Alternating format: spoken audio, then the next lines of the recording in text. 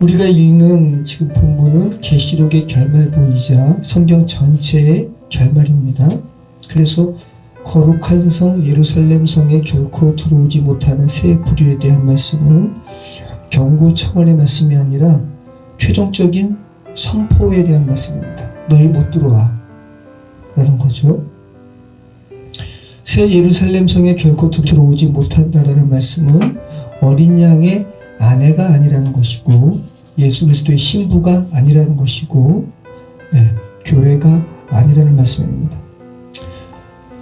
우리가 거짓을 행하지 않도록 계속 쟁투해야 될 것입니다 라는 정도의 말씀은 죄된 생활 가운데서 복음의 지시를 받고 교회의 일원이 된 후에 성화의 삶을 추구하는 과정에 대한 부분이라면 이해가 되는 말입니다.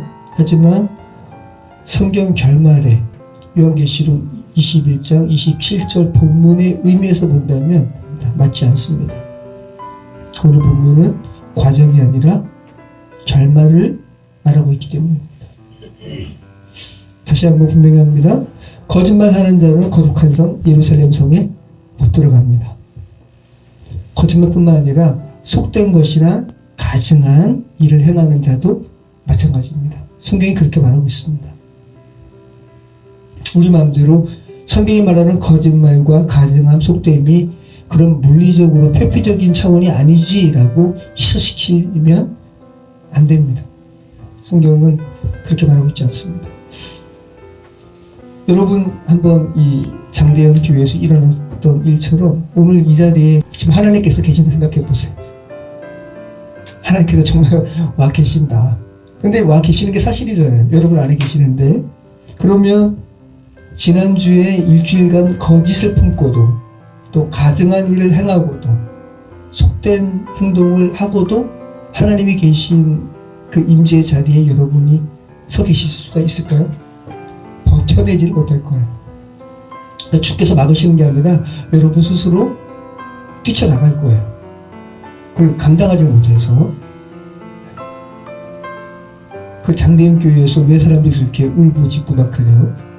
그죠?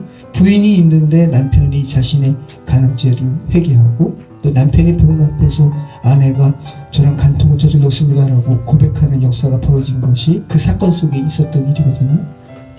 그럴 수밖에 없는 거예요. 아내보다 남편보다 임재하신 하나님이 더 두려우니까. 그죠?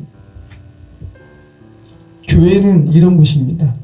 그래서 정말 교회된 사람은 거짓말을 할 수가 없습니다.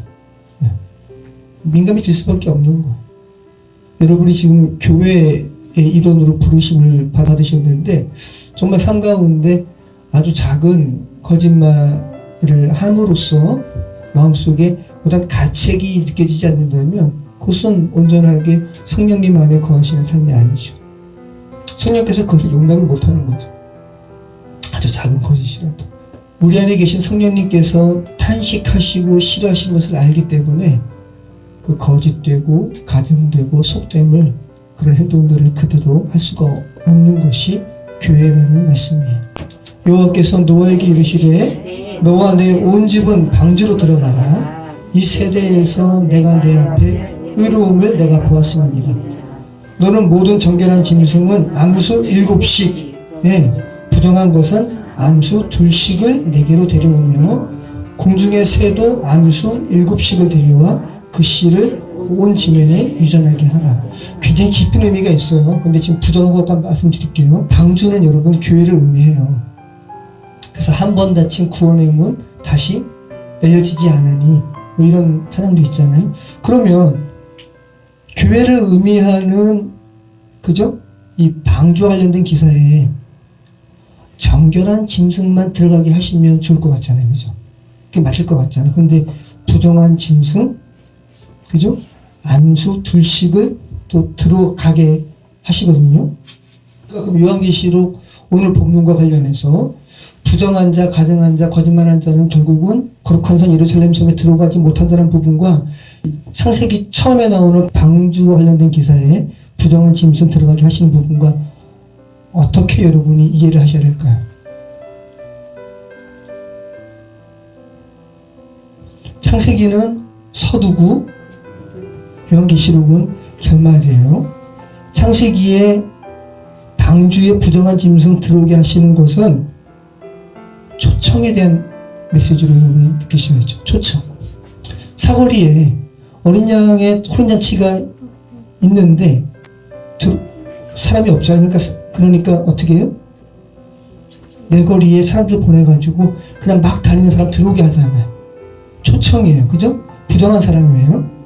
근데 그 안에 결국은 또 왕이 또 입장을 했는데, 신랑이 입장했는데 의복을 입지 않은 사람이 있는 거죠. 그죠? 그 의복을 입지 않은 사람, 저 사람은 왜 의복 입지 않았어? 쫓아내. 자, 그럼 내 거리에서 부정하게 막 살다가 갑자기 초청받고 들어간 사람들이 어린 양의 혼인잔치에 입을 예복을 준비하고 다녀요? 그럼 그 예복 누가 주는 거? 초청한 사람. 하나님 편에서 제공되는 거예요. 그럼에도 불구하고 혼인잔치에 의복을 입지 않고 예복을 입지 않고 앉아있는 사람이 있었다는 것은 하나님께서 제시하신 그 예복을 자유의지로 거절한 자들이 있다는 거예요. 그들이 결국은 가증한 자들, 속된 자들, 거짓말하는 자들. 하나님의 은혜 가운데서 초청받았음에도 불구하고 내 의지로 계속해서 그 가증한 행위 버리지 않는 자들. 그 부분을 지금 요한계시록 절말에서 말하고 있다는 것으로 여러분이 이해하시면 창세기 말씀과 요한계시록 말씀이 연결이 되죠. 그래서 똑같이 성경은 똑같은 말씀을 하는 거야 라고 말씀하시면서 창세기 말씀과 요한계시록 말씀을 부정한 자들 뭐 이렇게 같이 섞여버리면은 마지막 부분에 대해서 우리가 어떻게 거짓말하지 않을 수 있어. 다 은혜로 우리 다 구원받게 돼. 이런 식으로 굉장히 희석화시키게 되는 오류를 범할 수가 있는 겁니다. 여러분, 거짓말하지 말라. 오늘 요한계시록 말씀의 가증함, 속됨의 이 거부에 대한 메시지는 단순히 도덕적인 설교의 차원의 메시지가 아니에요. 하나님의 나라는 그러한 것들이 없는 것이 하나님 나라의 뭐기 때문에, 본질이기 때문에, 아까 찬송가 말씀처럼 거기는 거룩한 자들뿐이라. 우리가 제한된, 그죠? 저 어저께 이렇게 나도 내가 죽는다는 부분이 다시 한번 깊게 와닿던데, 우리가 제한된 육신적인 생명을 살아가잖아요. 그런데 좀 지혜롭게 사셔야 될 것 같습니다. 그 지혜로움이라는 것은 우리 자신이 스스로 구원에 대한 관문을 자꾸 좁힐 필요가 있어요. 이게 지혜로운 거예요. 성경은 말세에 믿음을 가진 자가 적다고 이야기하고, 구원을 받을 만한 믿음을 가진 자가 적다고 이야기하고, 극히 드물다고 이야기하고, 예수님께서도 좁은 문을 말씀하시고.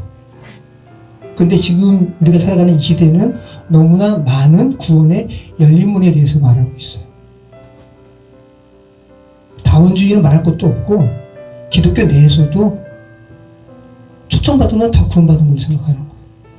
근데 요한계시록 말씀에 의하면 가증함, 속됨, 거짓됨, 버리지 않는 자는 못 들어간다고 말씀하시는데, 나 초청받았으니까, 하나님은 은혜 하나님이시니까 나 구원받았겠지. 근데 그렇게 말씀하고 있지 않잖아요. 그러니까 지혜로움이라는 것은 좀 구원의 관문을 자기 스스로에게는 계속 좁힐 필요가 있는 거죠. 나 과연 이 안에 통과할 수 있을까? 이 고민하는 삶이 정말 지혜로운 삶이라는 말씀입니다. 구원 애로의 초청과 또 성화라는 분명한 단계의 차이가 있음에도 불구하고 나는 초청받았으니까 라며 태만히 살아가는 것은 어리석은 삶이라는 말씀입니다.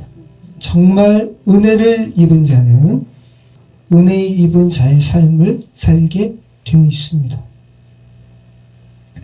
모쪼록 여기 있는 분들 모두 본문에 속하는 세 부류의 사람이 아니라고 주님께서 말씀하시는 그런 주께서 그렇게 규정하시는 삶을 사시기 바랍니다.